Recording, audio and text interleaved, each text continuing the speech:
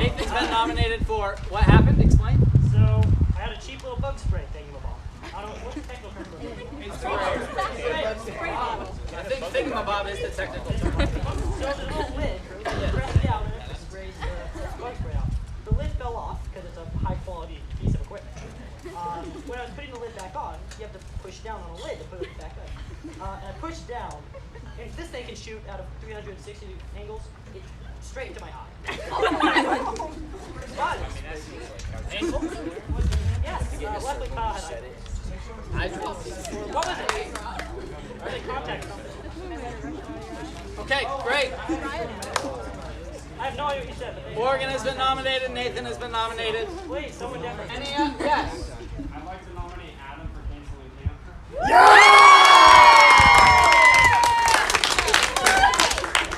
You know who makes the final decision on who gets nominated? Kyle. How about you change that?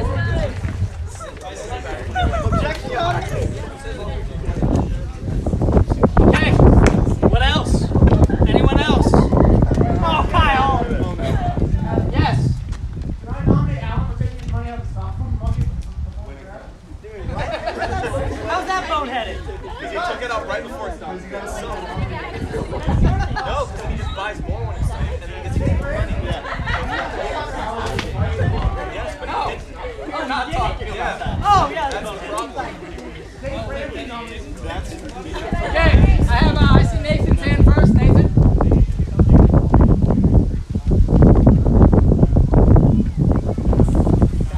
He's not nominating anyone. You have an example. We're all boneheads. Okay, Jack. Jack. Fine. Yeah, Adam. Nominate part 2. Now Are you all itchy? Yes, sir. just slightly. Sorry. Stop nominating me. Okay. Daisy May. Can I nominate Alan for trying to pick you for the bowhead I Yes. Can we It seems like you're all just trying to think about what happened in the last hour. This can stretch a year. Jack. Adam, I'm nominating you for thinking the white New Balance dad shoes are cool. Ooh, the dance.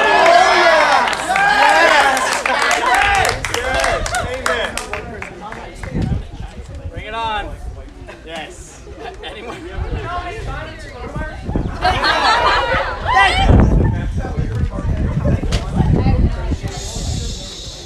Nathan. I nominate Jack because me and Jack, specifically Jack though, tackled Taylor Grimmett while he was holding coffee in Sunday school. I remember that. Jack, you idiot. Shut up.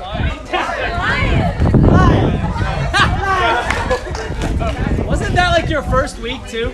It's like, welcome to youth group.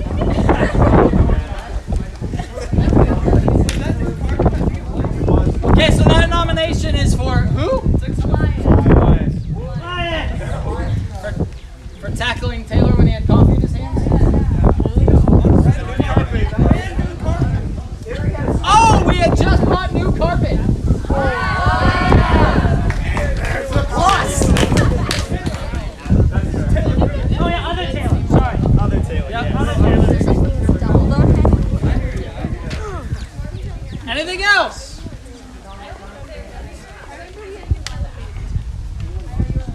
I'm underwhelmed. Nothing? Nothing else? Anything.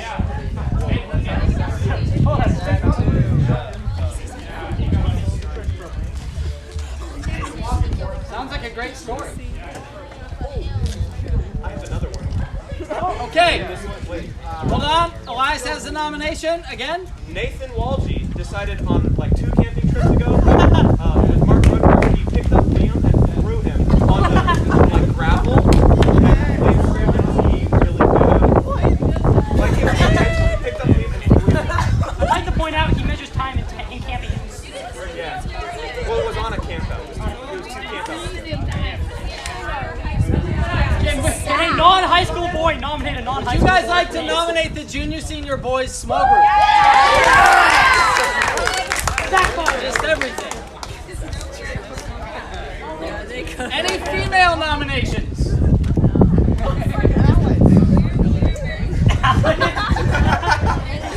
Anyone? Not surprising. Jack, do it. Guys tend to win the bonehead for whatever reason. Yes. My sister decided to drop a glass shelf on her toe and broke it. It was just dumb. That's a dumb idea. Is that why your foot is broken? What? That's all for a broken toe? My brother had the same one. Wow. That's the leg cast. They do not play games with broken toes these days. What do they do for a broken Is it a leg? very bad broken toe?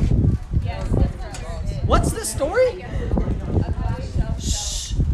It's not your story. What's the story? Yeah. And I opened the trunk to get it out, and the glass shelf just slid right out. And landed on your foot? And broke your That toe. was an accident. And that's why that cast is there. It's not boneheaded. Wow! Not boneheaded. It's not boneheaded. It's a boneheaded nomination.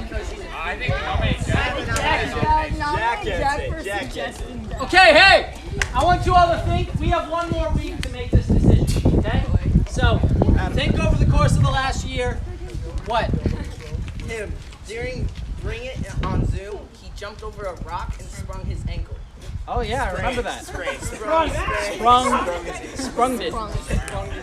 Bree sprained it a few days ago. That was during Bring It. Yeah. You jumped over a what? So, on the walkway to the door of our house, it used to be brick, but like we had some landscaping, and the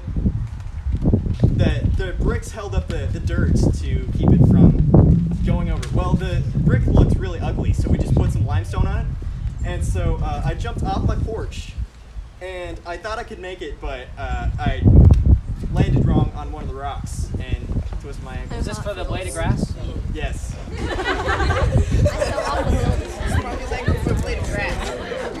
We're gonna talk about this again next week. Be thinking about it. I want do some really stupid stuff this week and bring back your stories.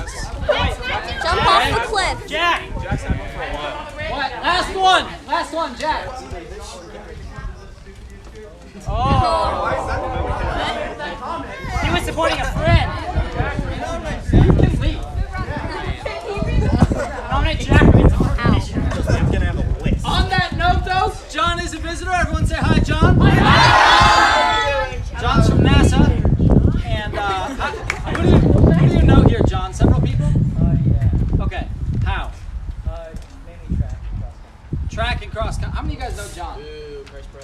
I just met him. Several of you guys know John. Okay. John, welcome. Good to have you. What year are you in high school? You're a junior? Okay, nice. Well, I shudder to say you're going to be in the junior senior guys small group. No telling what's going to happen in there tonight. Apparently, sketchy things happen whenever those guys are there. Don't go camping. That's my advice to you. Okay, guys, we're going to do... Is that it? Oh, no, that's not it. Next Thursday, Friday, Saturday is the Send Camp live stream. Okay? Now, put your hand out. Next Thursday, Friday, Saturday. Here's the thing. There's two ways we can go with the Ascend Camp live stream. We could do kind of a watch party each night here at the church in the youth room. Or you guys could try to meet as small groups and watch together as small groups. Except the junior senior guys, you're not allowed to be together.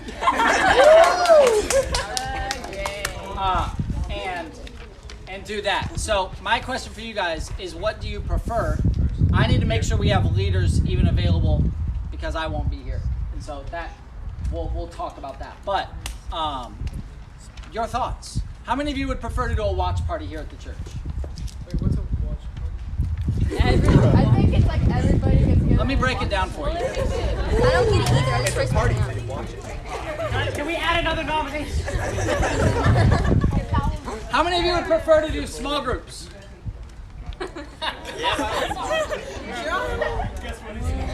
It's about 50-50. Okay, I will try to coordinate watch parties on Thursday, Friday, and Saturday night here at the church. Live stream is from 7 o'clock to 8:15 p.m., but I need to talk to our leaders before we do that, okay? Leaders, let's try to circle up real quick after small groups and chat for a minute, okay? About what that could look like. What? I don't want to spend any more time around my guys. Yes. We don't want to spend any more time around here. Well said. So is that a vote for the watch party instead of the small groups? Is that, yeah, got it. Okay. Alan, come on up. Yes. Oh. We can do that either way. Yeah, we can just Break for small groups. Okay. You have like 47 people to convince them. So good luck to you. All right, we're gonna do some singing. Alan's gonna lead us. Go ahead and stand up. Well, it's hard for me. I'm so sore.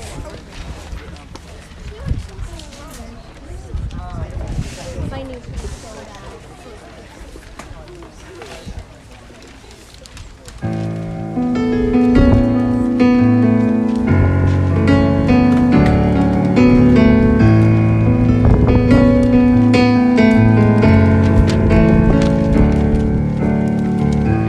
Promise maker, promise keeper, you finish what you began.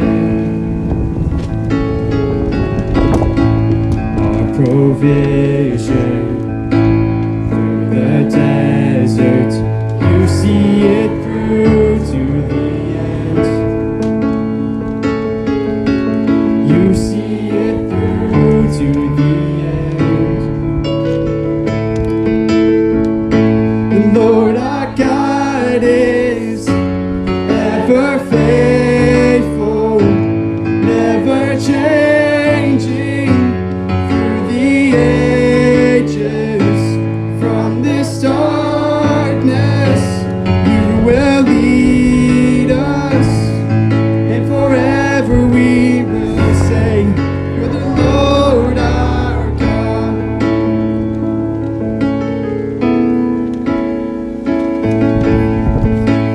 In the silence, the waiting, so we can know you are good. All your plans are for your glory. Yes, we can know you are good. Yes, we can know you are good. The Lord our God is ever faithful, never changing through the ages.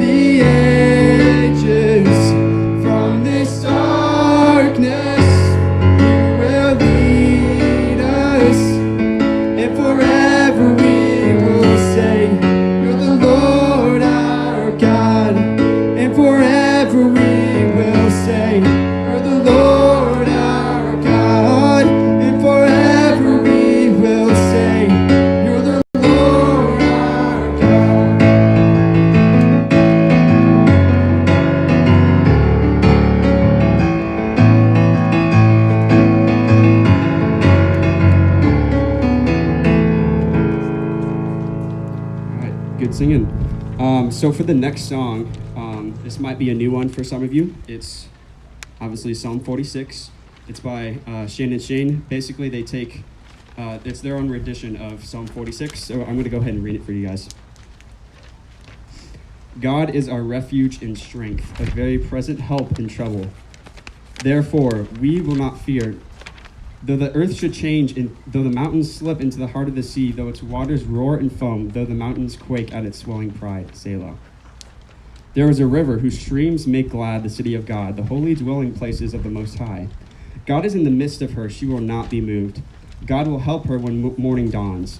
The nations made an uproar, the kingdoms tottered. He raised his voice, the earth melted. The Lord of hosts is with us. The God of Jacob is our stronghold. Selah. Come behold the works of the Lord, who has wrought desolations in the earth. He makes wars to cease to the end of the earth. He breaks the bow and cuts the spear in two. He burns the chariots with fire. Cease striving and know that I am God. I will be exalted among the nations. I will be exalted in the earth. The Lord of hosts is with us. The God of Jacob is our stronghold. Selah. So the only verse that in that passage that's repeated is this verse: "The Lord of hosts is with us. The God of Jacob is our stronghold." I think that's a prominent theme that we've seen through the story of Joseph, right? When Joseph was cast into the pit by his brothers wrongfully, the Lord of hosts was still with him. When he was cast into prison wrongfully, the Lord of hosts was still with him. And obviously we've seen that as a general theme throughout the story of Joseph, that God was with him the entire time. And I think that's the same with our lives, that God is involved in every single detail of our lives and that he is with us. So let's go ahead and sing together.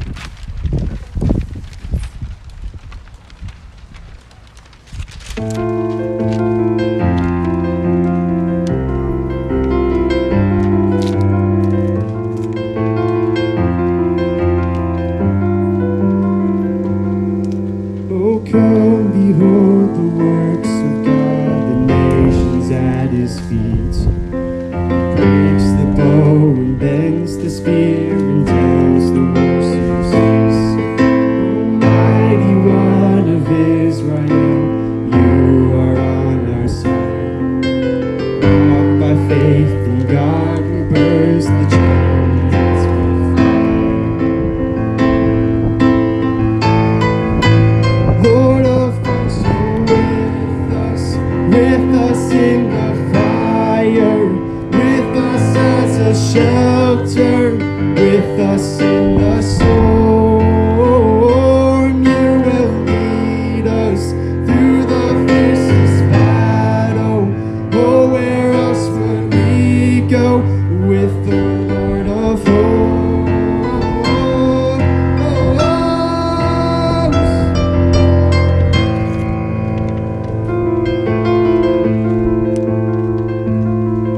The God of Jacob, fierce and great, to lift your voice to speak. The earth it bows and all the mountains move into the sea. Oh Lord, you know the hearts of men, and still you let them live. God who makes the mountains melt and also us. Oh God who makes the mountains melt, come wrestle us and reign. Lord of hosts, with us in the fire, with us as a shelter, with us in the storm. You will lead us through the fiercest battle. Nowhere else would we go but with the Lord of hosts.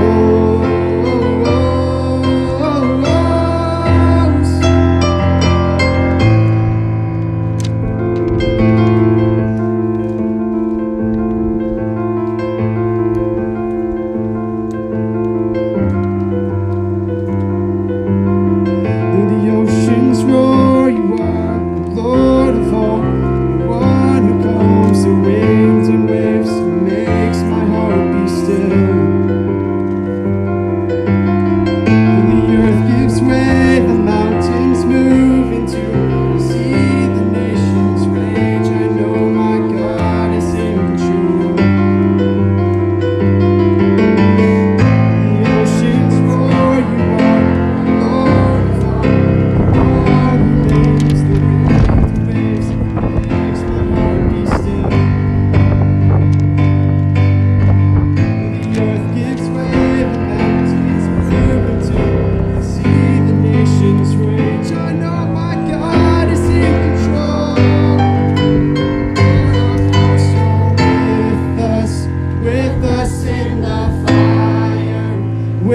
us as a shelter, with us in the storm.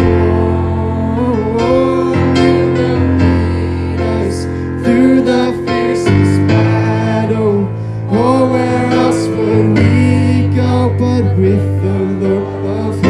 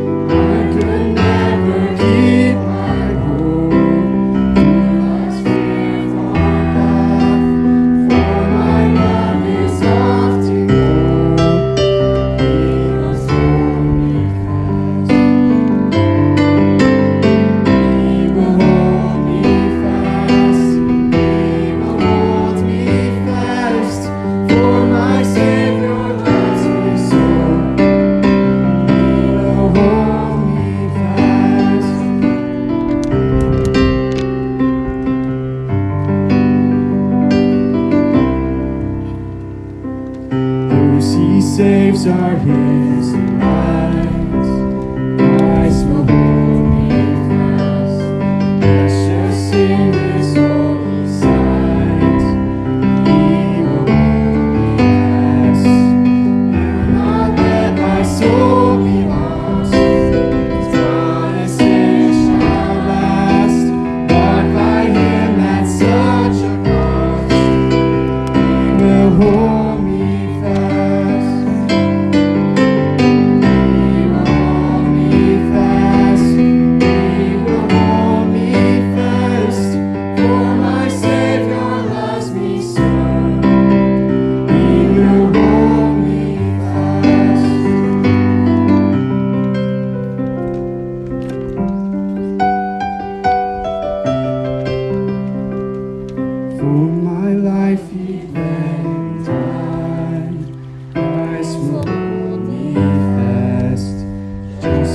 Has been satisfied. He will hold me fast, raised with him to endless life. He will hold me fast. If our faith is turned to sight, when he comes at last, he will hold me fast. For my Savior loves me so, he will hold me fast. He will hold me fast. He will hold me fast. For my Savior loves me so, he will hold me fast.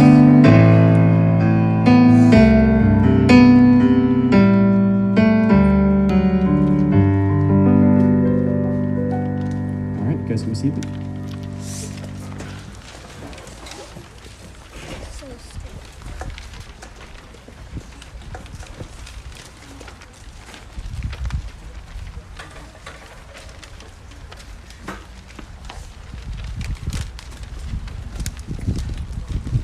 Going down.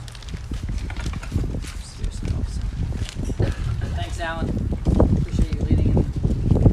Those songs, those are timely songs fitting for the text that we have tonight, and for the text that we've been studying in Genesis for a long time now. I especially appreciate Psalm 46. You're reading through that. There's a call in there that's important for us to remember, and it's a call that may seem like it's something we don't necessarily need with us every day. It's a command that we don't fear. Don't fear was the command, one of the commands that Alan read in Psalm 46. It's actually a command in the Bible that is more common than any other command. It says, do not fear in the Bible more than it tells us to do any other thing. The reality is, we may feel like that sort of a command is something that we don't need to put into practice all the time.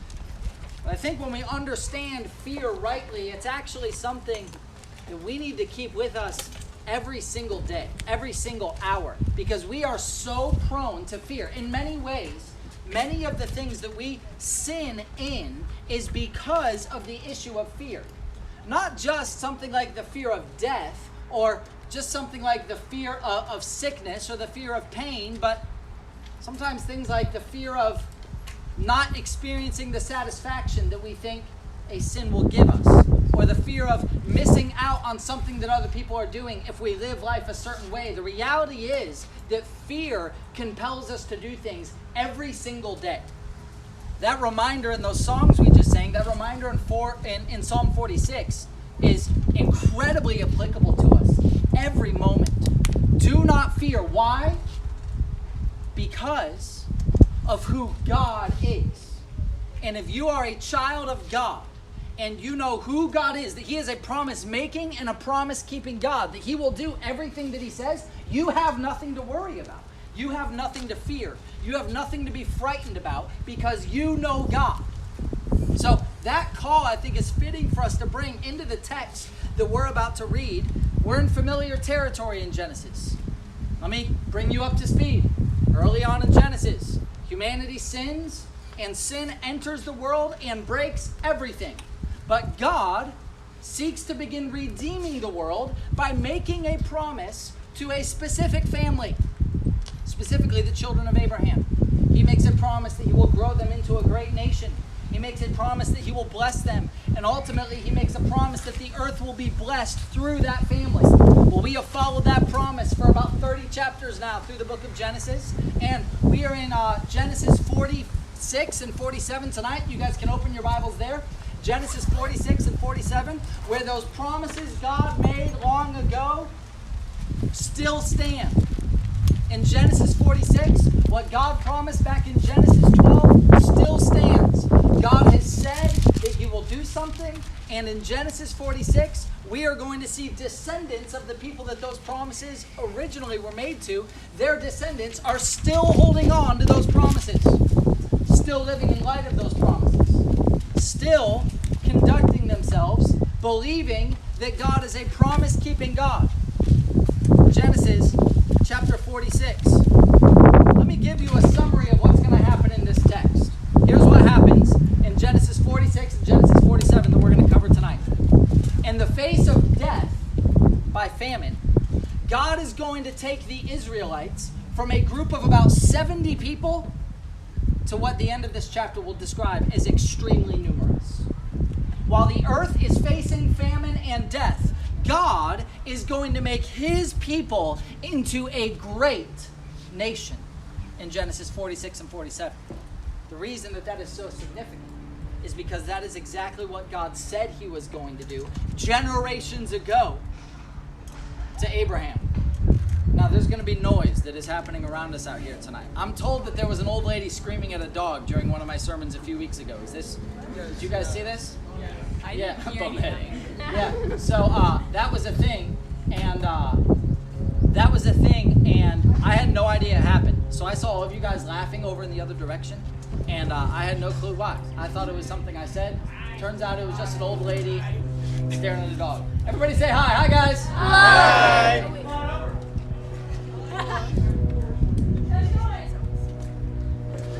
Nice spike. Okay, Genesis 46 and 47. God is going to take His children from being a group of about 70 people to being very numerous, while the rest of the earth is facing death and famine. Let's look at our text. Genesis chapter 46. We're going to begin in verses 1 and 2. Just as soon as I turn there. Hold on.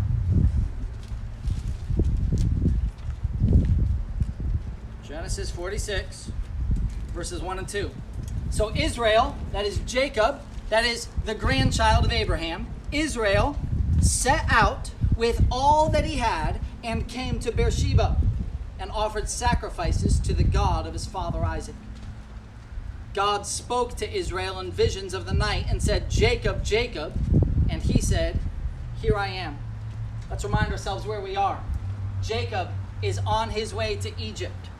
Remember, Joseph has been in Egypt for about 2 decades. Joseph has become the second most powerful man in the land of Egypt, and it is eventually a famine takes over the scene, and Joseph's brothers, who sold him into slavery in Egypt, have to come to Egypt to ask for food. Joseph, as a wise and strategic man whom God had given specific information to, had been storing up food for 7 years, and people from all around had come to Egypt to survive the famine. One of those groups of people was his brothers. His brothers eventually realized that it is their brother, whom they had sold into slavery, that was in command in Egypt. They go back and tell their father that they need to move to Egypt, and that's where we pick up in our text tonight, with Joseph's brothers moving to Egypt with their father because of the generosity of their brother, despite the fact that they sold him into slavery. So here we pick up in verses 1 and 2, where Jacob is on his way to Egypt, and on the way he stops and offers sacrifices to God. And when that happens, God speaks to him. God has a specific message for Jacob as he is on his way with his sons to Egypt, and this communication from God sets the tone for this entire passage. Look at verse 3 and 4.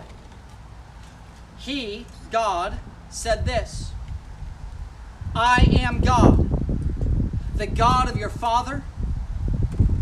Do not be afraid to go down to Egypt, for I will make you a great nation there. I will go down with you to Egypt, and I will surely bring you up again, and Joseph will close your eyes. Those words are so important. Those words set the tone for this entire passage. What God leads off with is his identity to Jacob. He says, I am God. I am the God of your father. And what are the next words? We've already talked about them. Do not be afraid. There it is again. Don't be afraid. Jacob, you don't need to fear. I am God. I am the sovereign God, and I am telling you, you don't need to be afraid. You don't have to fear, Jacob. Even though you're going to a new place, even though you're an old man, even though you don't have any idea what's going on, even though you thought your son was dead, even though there is a famine that is dominating the land, even though you are leaving the land of promise to go into Egypt, you don't need to be afraid, Jacob, because I'm God. I'm God. Don't fear. Look at how he continues. Why does Jacob not need to fear? For I will make you a great nation. In other words, the reason Jacob doesn't need to fear, God says, is because I'm going to do everything I've always said I was going to do. That promise that he says in verse 3, I'm going to make you a great nation there, is the exact promise that he made to Abraham and Isaac and Jacob earlier. He said, I'm going to make you into a great nation. Now Jacob is going into Egypt, a foreign land, and God says, hey, the promise, it's still in place. I know you're leaving the home that I've given you, but you don't have to be afraid because I'm a promise-keeping God. You don't have to be afraid because I'm still going to do exactly what I said I was going to do. I'm still going to make you a great nation. So Jacob, you don't have to be afraid despite all that you are going through. Look at what else he promises. He says, when you go down to Egypt, just like Alan was talking a minute ago, I'm going to be with you. Just like I was with Joseph when he was in Egypt. If you go down to Egypt, I will not leave you. I am with you. And he goes further than that. Look at verse 4. I will go down with you, and I will also surely bring you up again. In other words, I know, Jacob, that you are leaving Canaan, the home that I have given you, the land that I have promised you. I know I said that your descendants would inherit that land, and now you're going to Egypt, but don't worry. I'll bring you back. Everything I said I would do, I will do. I am a promise-making and a promise-keeping God. Verse 5. Then Jacob arose from Beersheba, and the sons of Israel carried their father Jacob and their little ones and their wives in the wagons with Pharaoh.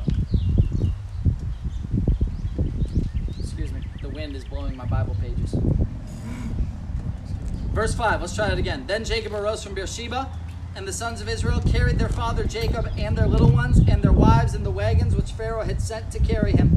They took their livestock and their property which they had acquired in the land of Canaan and came to Egypt. Jacob and all his descendants with him, his sons and his grandsons with him, his daughters and his granddaughters and all his descendants. He brought them with him to Egypt. Okay, Jacob is now in Egypt, freshly reassured with the promises of God. He goes into this foreign land. My title for what we're walking through tonight, if you're taking notes, is A Great Nation in a Foreign Land. A great nation in a foreign land. Because what we just read, Jacob is now in a foreign land. He's in Egypt. This is not his home. But God's still in control. God's still going to keep his promises. God is still going to make him a great nation. In fact, we're going to see that begin to come to fruition in this text tonight. The next 20 verses, verses 8 through 27, are genealogy, essentially.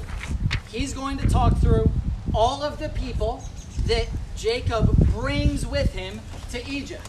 Now, we've read every word of Genesis so far. We're going to keep reading through this, but I'm going to read it all together, okay? So hang with me.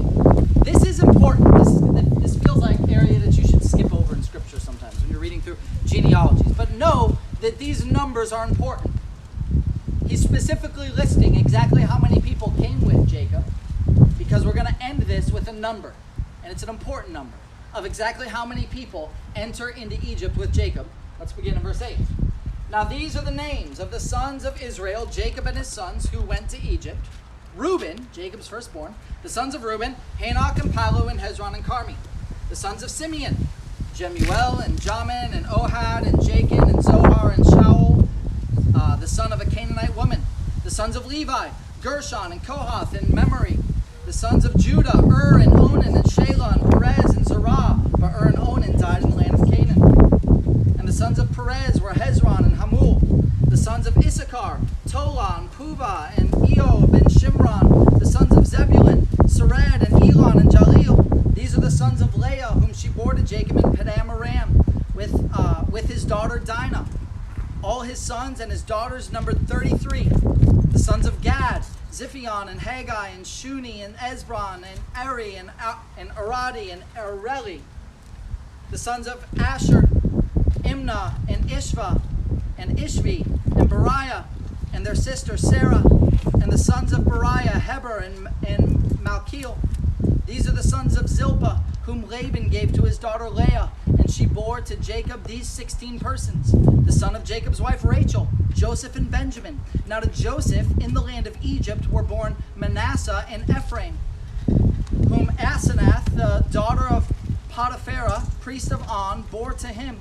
The sons of Benjamin were Bela and Becher and Ashbel and Gera and Naaman and Ehi and Rosh and Mupim and Hupim and Ard. These are the sons of Rachel, who were born to Jacob. There were 14 persons in all. The sons of Dan, only one son, Hushim. The sons of Naphtali, Jaziel and Guni and Jezer and Shillem. These are the sons of Bela, and whom Laban gave to his daughter Rachel. And she bore these to Jacob, and there were 7 persons in all. Okay, here's the summary. How'd you do? Did you hang with me? All right, here's the summary. This is important. 26. All the persons belonging to Jacob who came to Egypt, his direct descendants, not including the wives of Jacob's sons, were 66 persons in all. And the sons of Joseph, who were born to him in Egypt, were 2. All the persons of the house of Jacob who came to Egypt were 70. Okay, so there's the conclusion. All of that information synthesized into one verse is there were 70 descendants of Jacob, including Jacob. There were 70 people who were in Egypt in a foreign land. 70 of them. Okay? So that's the summary of that whole section. That brings us then to a very climactic moment. Remember, Jacob has not seen his son Joseph in at least 2 decades. He, for most of those 2 decades, was under the impression that his son was dead, that he had been attacked by wild animals and was dead. This is the moment where Jacob is now entering into Egypt and will see his son Joseph for the first time. Let's pick up in verse 28. Now he, that is Jacob, sent Judah before him to Joseph to point out the way before him to Goshen. That is the place where they're going to live, in Goshen. And they came into the land of Goshen. Joseph prepared his chariot and went up to Goshen to meet his father Israel. As soon as he appeared before him, he fell on his neck and wept on his neck a long time. Then Israel said to Joseph, "Now let me die, since I have seen your face, that you are still alive." Imagine what that must have been like. Over 20 years of thinking that his son was dead, and now Joseph rides on Egyptian chariots to greet his father in the kingdom that he oversees. Remember, back earlier in Genesis, Joseph was Jacob's favorite son. It was extremely painful, indescribably painful for Jacob to lose his son Joseph, who is actually described as his favorite son. It's worth asking the question, why did God do this to Jacob this way? Why did God have Jacob believe for 20 years that his son was dead while his son rose to power? Why did Jacob for 20 years have to live with that pain only to realize now that his son is alive?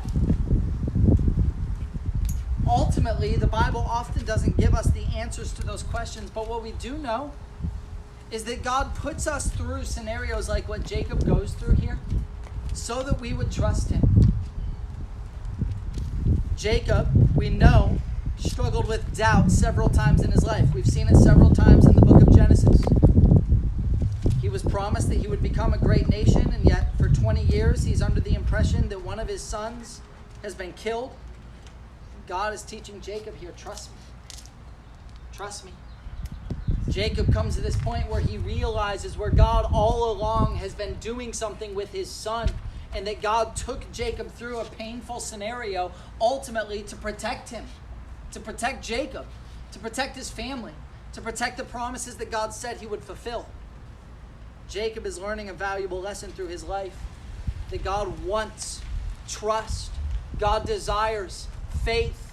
God desires belief. He desired that for Jacob, and he desires it for us. Not just faith that is saving, but faith that is living day in and day out. Scripture tells us the just, those who are justified, live by faith.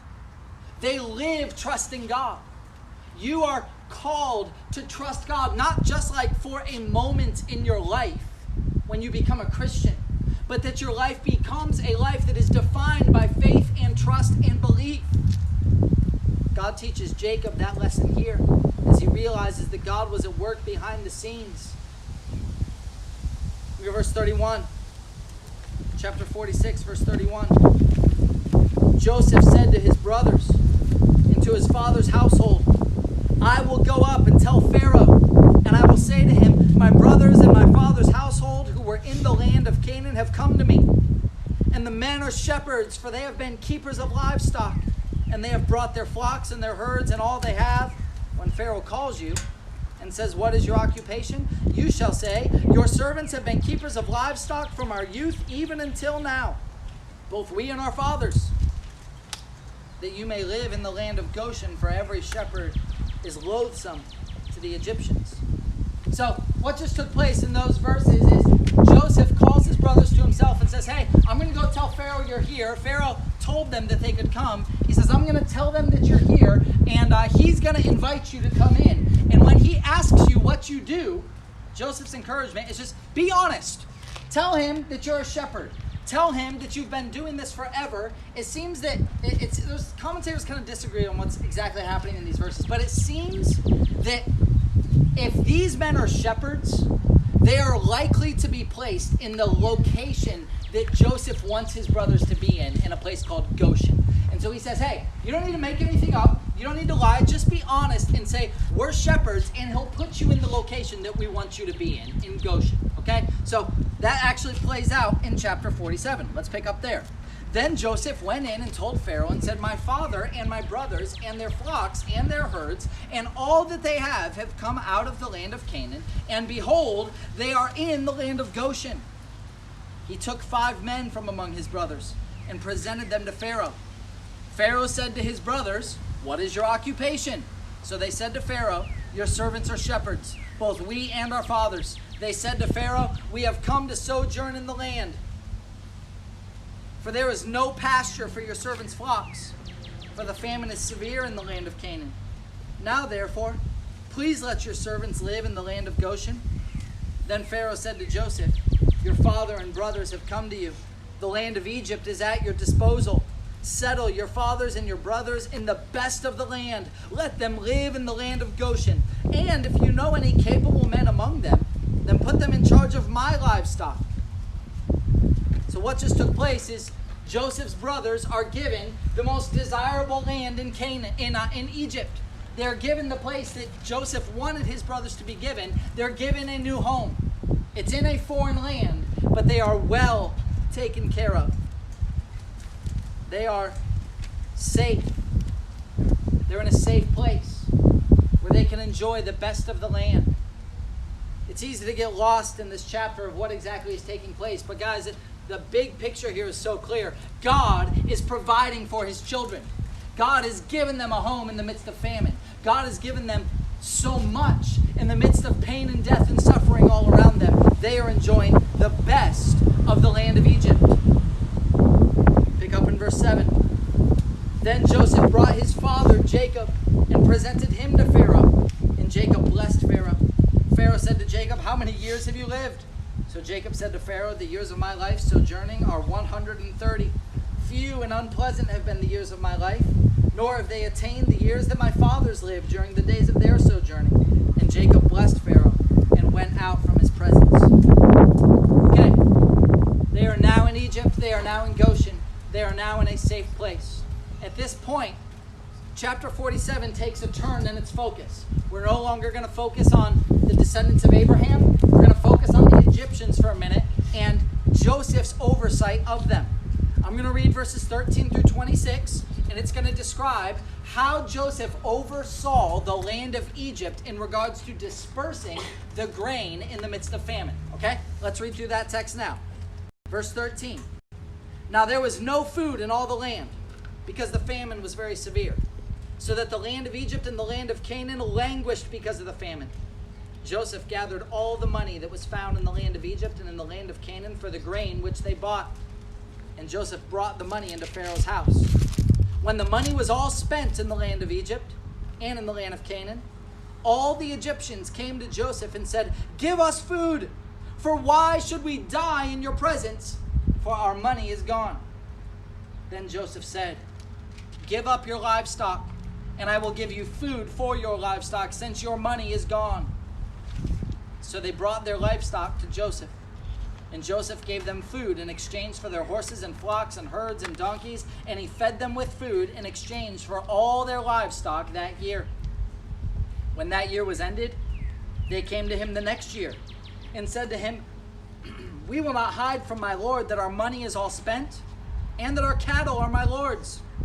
There is nothing left for my lord except our bodies and our lands. Why should we die before your eyes, both we and our land? Buy us and our land for food, and we and our land will be slaves to Pharaoh. So give us seed, that we may live and not die, and that the land will not be desolate. So Joseph bought all the land of Egypt for Pharaoh, for every Egyptian sold his field, because the famine was severe upon them. Thus the land became Pharaoh's. As for the people, he removed them to the cities from one end of Egypt's border to the other.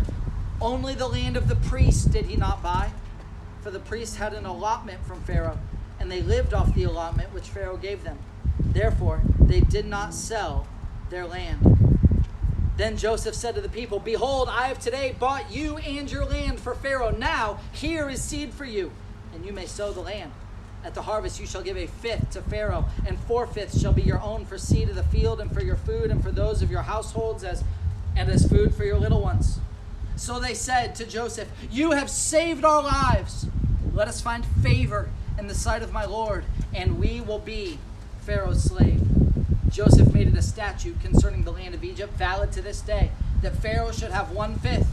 Only the land of the priests did not become Pharaoh's. In those verses, what is described is just how effective, just how well Joseph governed the land. The Egyptians had run out of food, and so they sell their animals for more grain. Then they ran out of animals, and Joseph says, "Sell us your land." So they sell him their land for more grain. Then they have nothing else to do, but they need more grain, and they actually sell their own service to Pharaoh. They say, "We will," essentially, the term slavery can maybe be a little bit misleading here. They don't get sold into slavery like the Israelites do later in the book of Exodus. Rather, what's taking place here is they're saying, like, "We will essentially become your employees. We will work for you specifically." And Joseph actually signs a contract with them where they work their lands and they have to give Pharaoh 1/5 and they get to keep 4/5. What's being described in all of this is that because Joseph was in charge of Egypt, Egypt becomes a very powerful place with much land, with like a strong economy that is surviving the famine. Joseph is massively effective at his job. God blesses Joseph. Why all of these details? Well, first and foremost, it shows us that God is in fact blessing Joseph.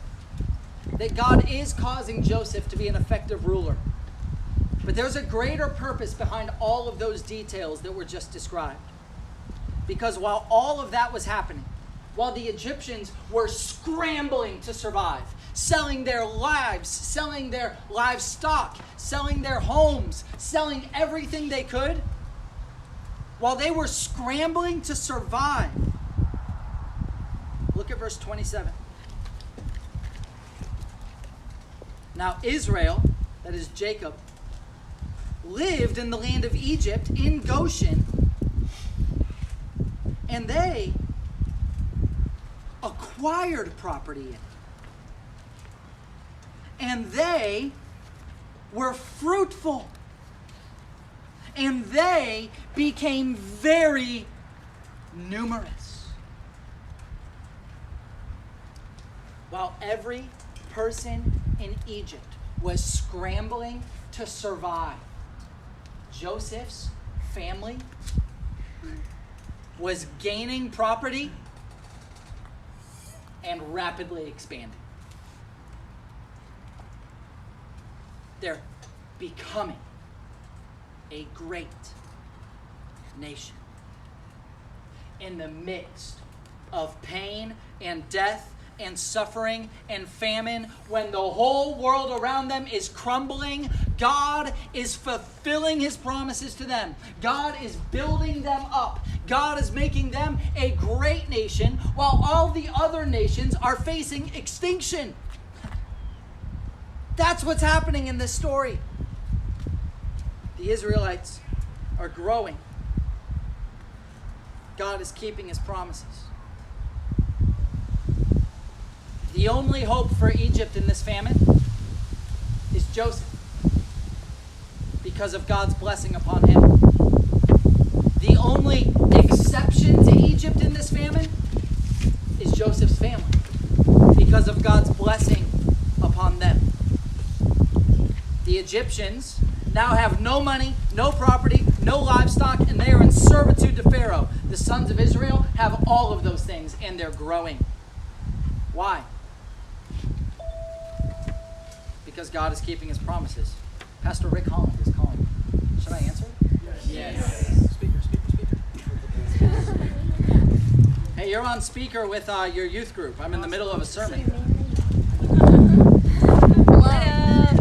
Everyone say hi, Pastor Rick. Come on, man.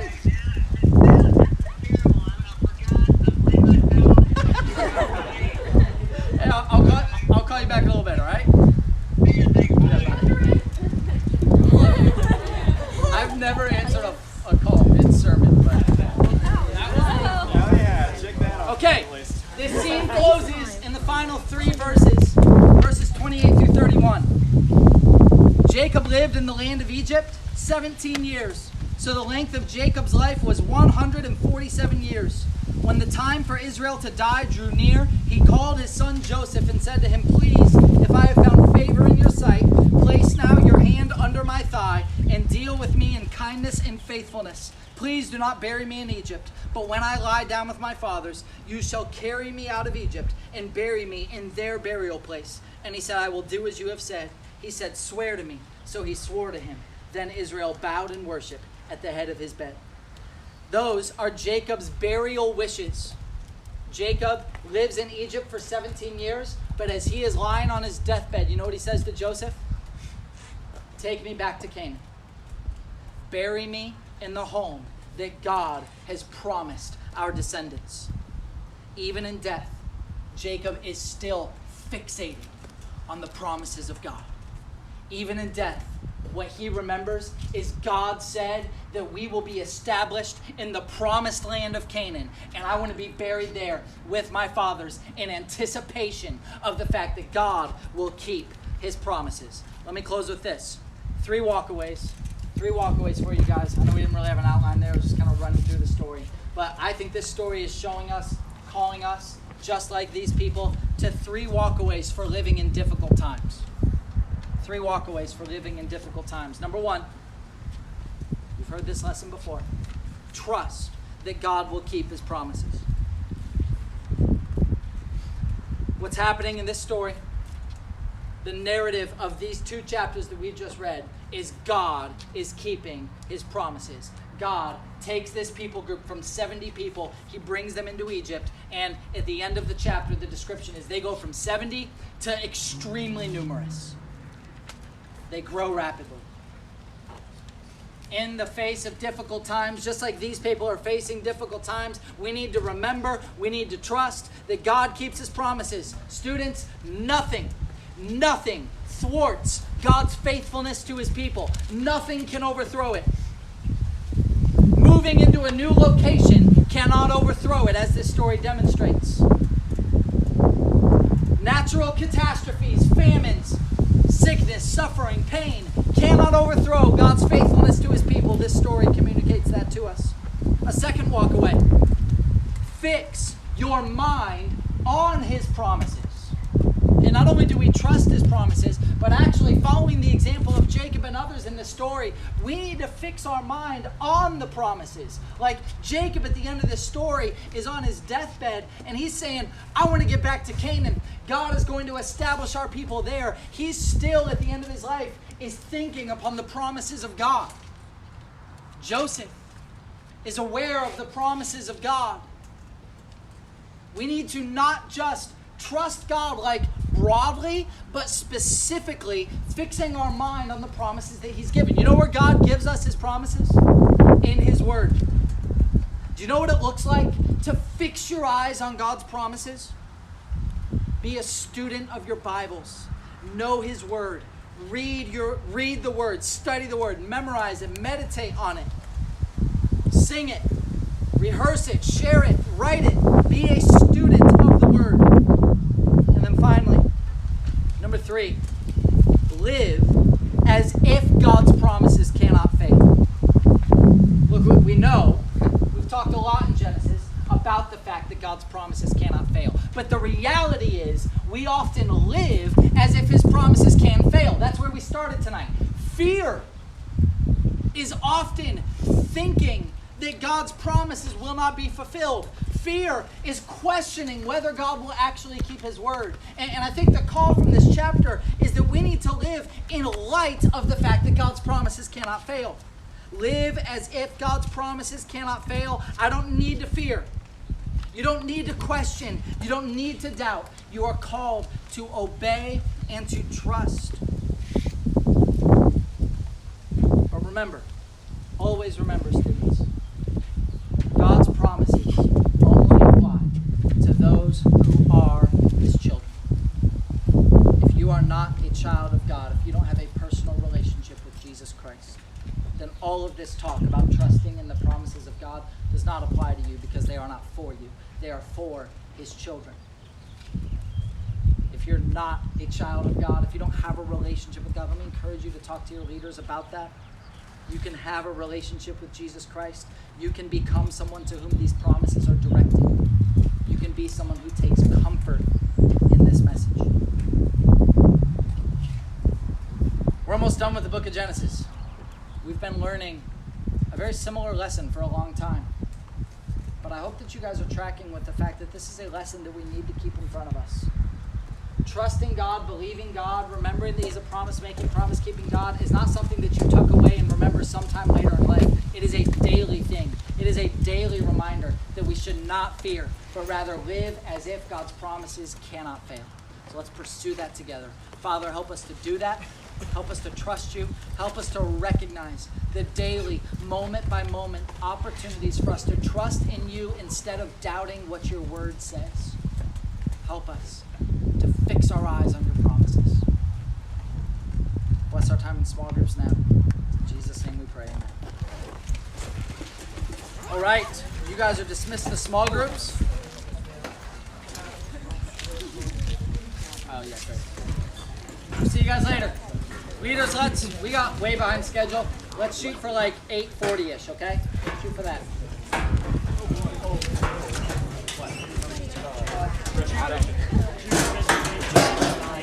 If you guys got to cut out. Shoot the registration. What do you mean it's like that?